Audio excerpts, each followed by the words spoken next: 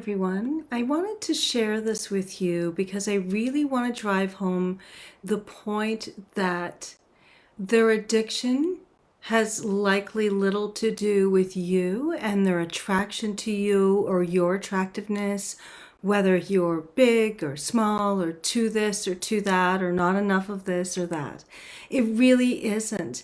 And yet, I know that maybe sometimes women can consciously know that that is true and they acknowledge it, but there's a part of themselves that's feeling unwanted, unlovable, unseen, unheard, untouched, unloved, right? And those are all very valid feelings that they're having, and I'm not trying to minimize those feelings in one way or another. I'm really wanting to hopefully get you to understand that it really isn't your fault in any way, shape, or form. And like I'll hear women say, but there was a time when I wasn't available to have sex with him, or that I was healing from, X, Y, or Z, and so we weren't intimate, or there was times when I was suffering, mental health issues, and so I wasn't able to engage with them in intimate ways. And then there'll be other women who will say to me, well, I gained a lot of weight, and so I don't look the same. And so when I see him on looking at women who are much smaller or whose shapes are different or whatever, or, oh, I don't have, very big breasts or a very big bottom, or my breasts are too big, and you know what I mean? Like, so we can constantly get caught up in thinking that there's something wrong with us. And I hear that a lot from women that I talk to. And so I really feel like it's important to just drive that point home, that it's not about you. And so I came across this thread, or this post that someone who is a porn addict has shared, and I wanted to share it and some of my thoughts around it. So I'm going to maybe just read a little bit. So, an important thing you need to understand is that for real change to happen, the addict himself must want to change. I've seen women who want to block pages for him or delete sites he gets access to, etc., thinking it will help. And this kind of goes with one of the posts that I had earlier, where I asked people, have you talked to your partner about their porn watching?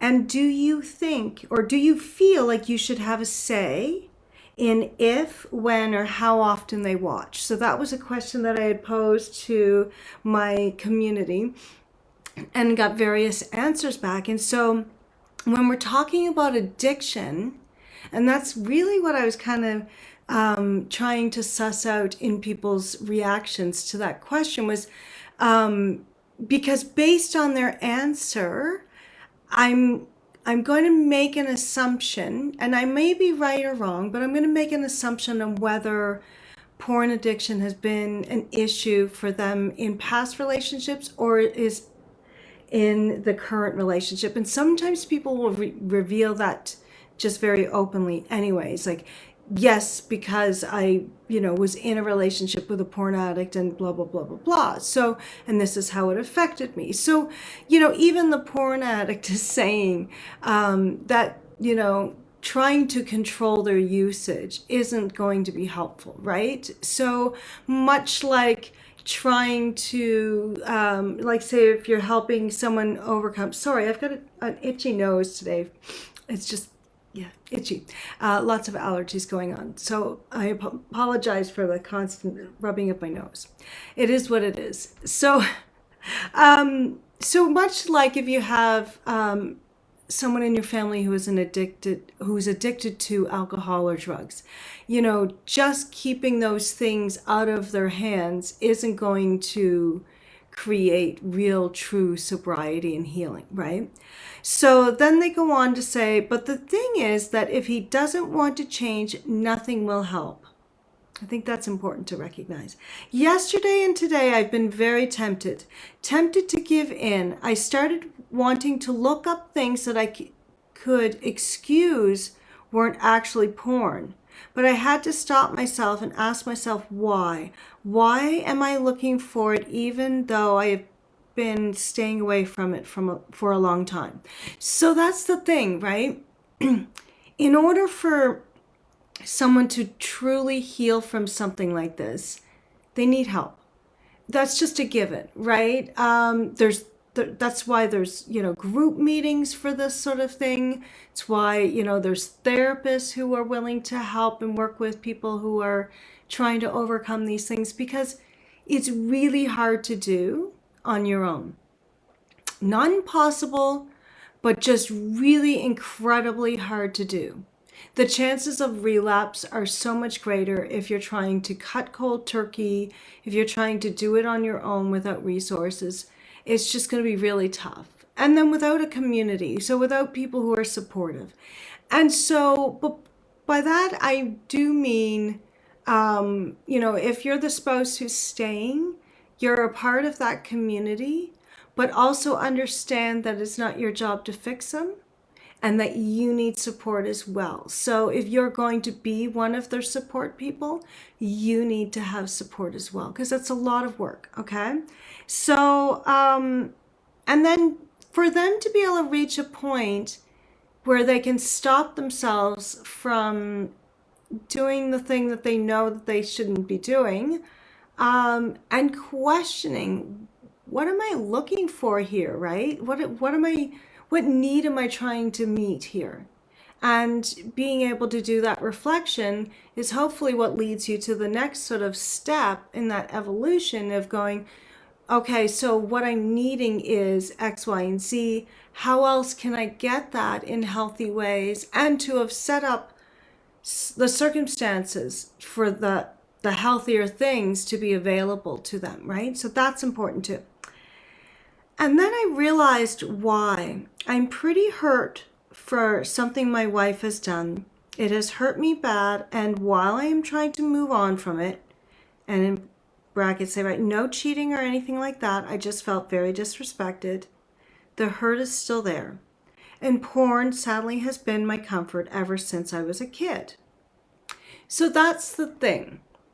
We need to understand that the porn addiction is a symptom of something else, and it's also the coping tool that they developed very young as a way to help them through, tough feelings, feeling hurt, feeling maybe abandoned, feeling disrespected, that sort of thing. So in order to not feel anything negative, I can turn to this thing, and for a brief period of time, I can lose myself in this. I can sort of escape. And at the end of it, I'll have had this satisfaction, release, the release of the feel-good hormones and all of that stuff. So in the moment, that seems like a good thing to do, okay? So then he writes, that's why porn rarely is personal. That doesn't mean that you can't feel it's personal, because it's still a betrayal, right? But often these types of addictions started way before the marriage. It has taken a lot of work to realize that porn is a comfort for me. It's not only about horniness. Some days I'm not even horny when getting tempted, but I'm looking for the dopamine that gives comfort. Right, so that's the thing. So for that person, what that represents to them is a comfort. And for someone else, it could be something else, right? Depending on what they're needing and what they're using it as a coping mechanism for.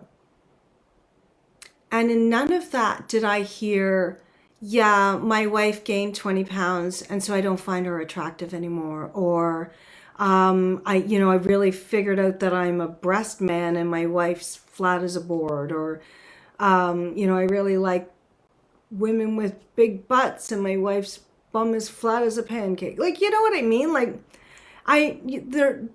that's just not what is, it's just that that's what's often represented in porn, right? So Aesthetically, there might be something about that about the person that they're looking at that pleases them.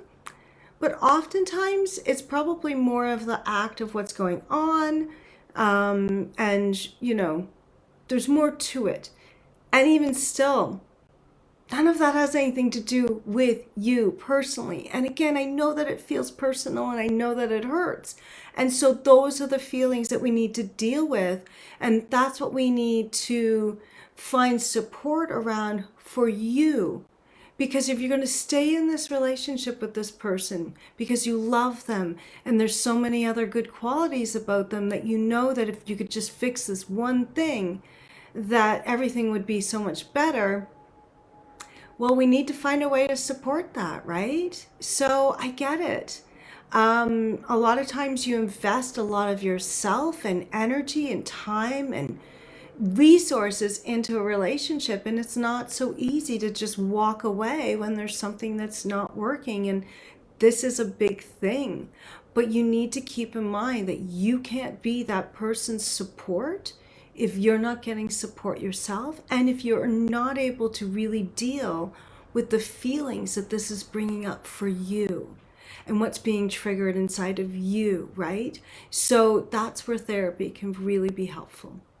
So I hope that if this is you, that you'll really, maybe one of these times you'll hear me saying this and you'll go, yeah, you're right. I do need support. I do need some help. This isn't just about me. It's about, something that they're experiencing, some, pain that they're trying to soothe and find comfort for.